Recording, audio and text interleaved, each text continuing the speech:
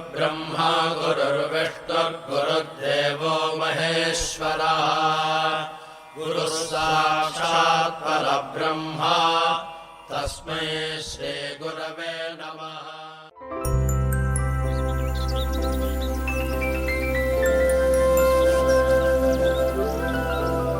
ഓം ശ്രീ സായിറാം.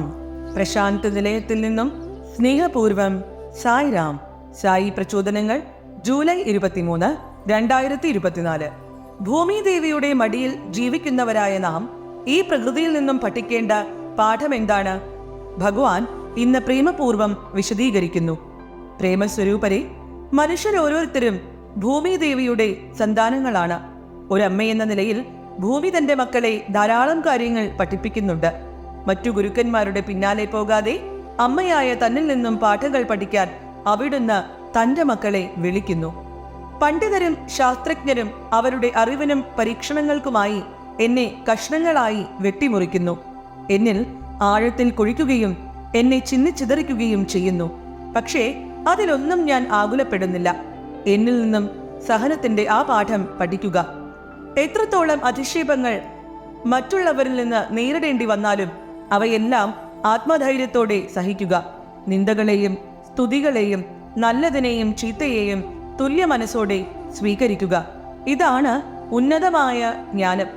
പ്രകൃതിയിലെ മറ്റൊരു ജീവഘടകമാണ് ജലം. ഈശ്വരന്റെ മറ്റൊരു ആവിഷ്കാരമാണ് ജലം. ജലം നമ്മെ ഇങ്ങനെ പഠിപ്പിക്കുന്നു: കുഞ്ഞേ, പരിശുദ്ധി, മാധുര്യം, ശീതളിമ എന്നിവ എന്റെ പ്രകൃതമാണ്.